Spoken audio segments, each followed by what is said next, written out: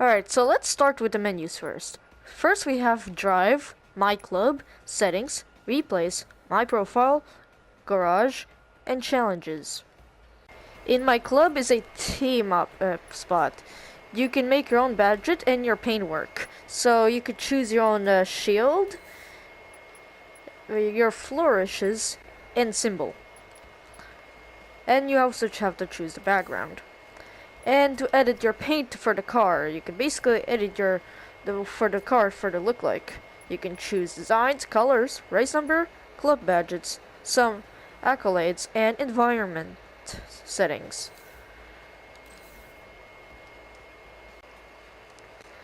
There's also a progression and statics for your club on how far you have reached and how far you have earned. There's also a club challenge, so people can challenge in your club challenges, basically, whatever that means. You can expire it too if you want. In settings isn't that special. You can customize the gameplay, the display, credits, audio, and controls. But here's the other thing. You can also customize your character. So this is what my character looks like.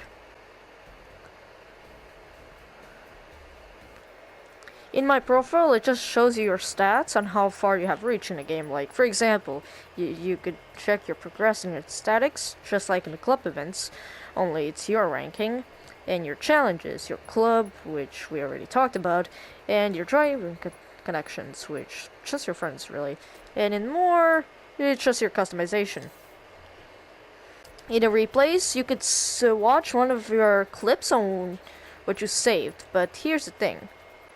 If you want to see your replays, you have to save your replays when you're finished racing.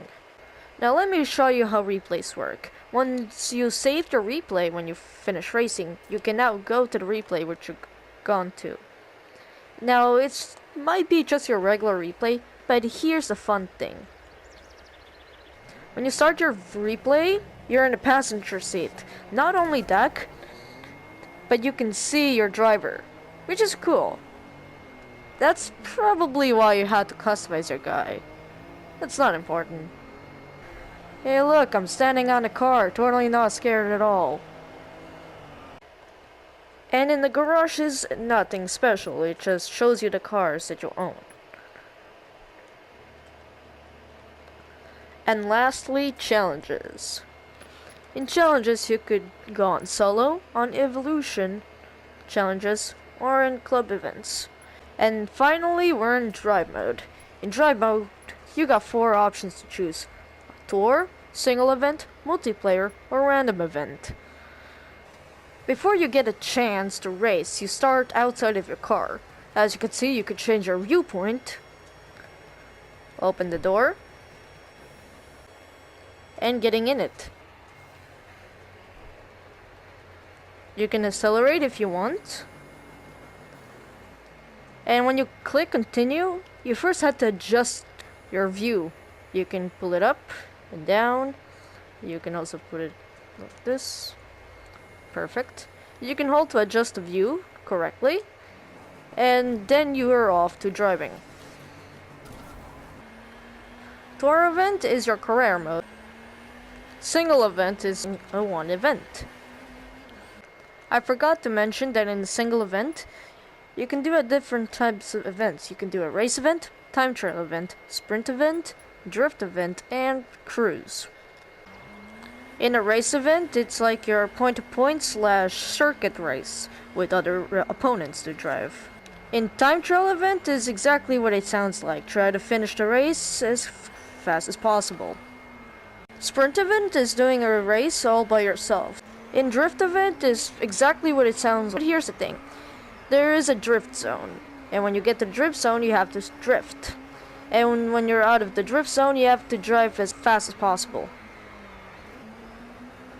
In cruise mode, it's not necessarily an event or a challenge. You just pick your favorite car, pick a track, and drive as long as you want. There's no place to stop the race. However, here's the thing.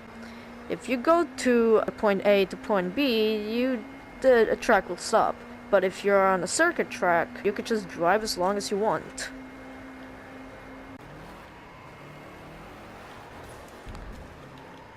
Yeah, just don't dab and drive.